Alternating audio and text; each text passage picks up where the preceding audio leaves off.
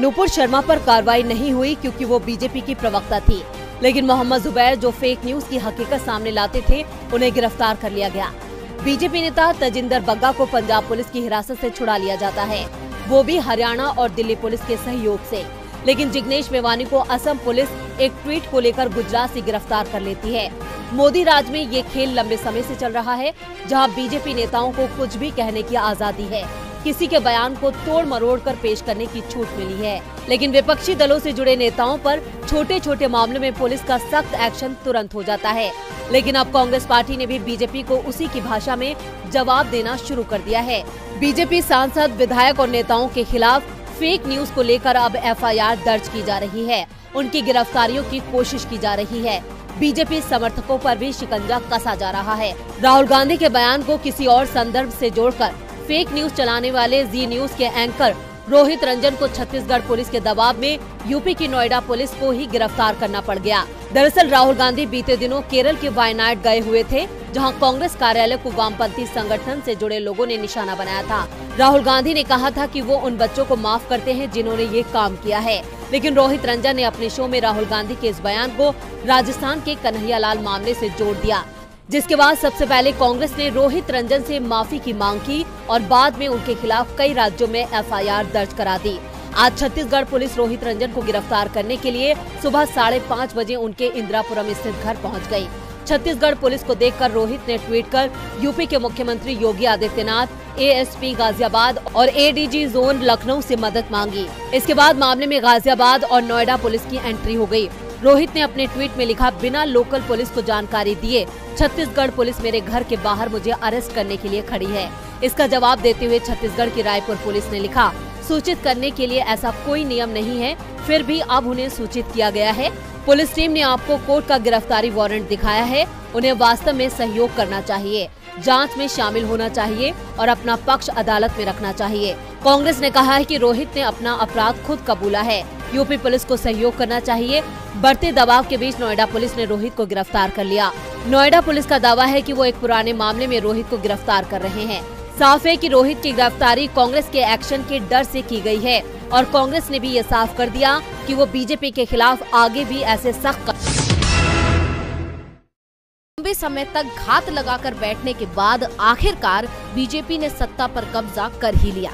लेकिन महाराष्ट्र में शुरू हुआ ये खेल अभी भी जारी है और उद्धव गुट की तरफ से बीजेपी और एकनाथ शिंदे पर लगातार हमला किया जा रहा है और उद्धव के बयान ये बता रहे हैं कि बागियों को लेकर उनका गुस्सा कम नहीं हुआ है और यही कारण है कि वो लगातार बीजेपी और शिंदे पर हमलावर हैं। और आज एक कार्यक्रम के दौरान उन्होंने शिंदे और फडणवीस को आड़े हाथों ले लिया। इतना ही नहीं, उद्धव ने शिंदे को चेतावनी देते हुए फडणवीस से सचेत रहने की सलाह भी दी। उन्होंने कहा, कल राज्य के डिप्टी सीएम फडणवीस ने प्रेस में जिस तरह से सीएम शिंदे के सामने से माइक छीना, इसी तरह कब क्या छीन लेंगे पता नहीं चलेगा। उद्धव ने सिर्फ फडणवीस ही नहीं बल्कि एकनाथ शिंदे पर भी निशाना साधा। उन्होंने तंज कसते हुए कहा कि कल विधानसभा में रिक्शा चालक की रिक्शा तूफानी रफ्तार से चल रही थी, इसमें ब्रेक ही नहीं था। वहां बैठे लोगों को लग रहा था कि कहीं रिक्शा का एक्सीडेंट न हो जाए। जब से महाविकास अघाड़ी के हाथ से सत्ता गई है, विपक्ष लगातार बीजेपी पर हमलावर है और अब लगातार मध्यावधि चुनाव के लिए चुनौती दे रहा है। ऐसे में आज प्रेस कॉन्फ्रेंस के दौरान संजय राउत ने दावा किया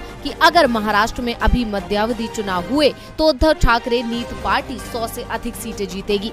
राउत ने बीजेपी और मुख्यमंत्री एकनाथ शिंदे पर हमला करते हुए कहा कि धन बल या केंद्रीय एजेंसियों के माध्यम से दबाव डालकर शिवसेना को हाईजैक नहीं किया जा सकता है। इसके साथ ही राउत ने दावा किया कि बागी विधायक लौटकर जरूर आएंगे, यानी अब विपक्ष की तरफ से बार बार मध्यावधि चुनाव करवाने का जिक्र किया जा रहा है। क्या ये चुनाव करवाने के लिए दबाव बनाने की विपक्ष की कोशिश है? खैर, इस बारे में तो कुछ भी कह पाना भी मुश्किल है, लेकिन विपक्ष सत्ता पक्ष पर हावी पर गुजरात चुनावों ने अभी से हलचल पैदा कर दी है और सत्ताधारी पार्टी सत्ता पर बने रहने के लिए कई जतन कर रही है और इसका जिम्मा खुद प्रधानमंत्री मोदी ने उठाया हुआ है। यही कारण है कि पीएम बार बार गुजरात दौरे पर जा रहे हैं और बीते दिन भी पीएम गुजरात में ही थे और कांग्रेस भी अपनी तैयारी में जुट गई है, यानी मुख्य रूप से लड़ाई बीजेपी और कांग्रेस के बीच नजर आ रही है। लेकिन अब कांग्रेस ने अपनी तैयारियों को नया रूप दिया है और अपनी रणनीति में बदलाव किया है। दरअसल 2024 के लोकसभा चुनावों के लिए चुनाव की रणनीति तैयार करने के लिए गठित कांग्रेस टास्क फोर्स ने सोमवार को गुजरात विधानसभा चुनाव की रणनीति पर चर्चा करने के लिए गुजरात इकाई के नेताओं के साथ बैठक की, जिसमें पार्टी नेताओं और कार्यकर्ताओं को नई रणनीति बताई गई है, जिसके तहत आलाकमान पार्टी की गुजरात यूनिट से कहा गया है कि वो पीएम मोदी पर व्यक्तिगत हमले करने से बचे, क्योंकि इस चुनाव को मोदी बनाम कांग्रेस की लड़ाई नहीं बनने देना है। हालांकि प्रचार के दौरान सरकार की नीतियों की आलोचना करने के निर्देश दिए गए हैं। बैठक में ये भी निर्णय लिया गया है कि गुजरात सरकार की विफलताओं, दलितों, किसानों और आदिवासियों के मुद्दे और राज्य पर कांग्रेस के चुनाव अभियान का फोकस होना चाहिए। इसके साथ ही कांग्रेस ने आम आदमी पार्टी को नजरअंदाज न करने के भी निर्देश दिए हैं। आलाकमान ने फैसला किया है कि आप को बीजेपी की बी टीम के रूप में प्रचारित किया जाना चाहिए।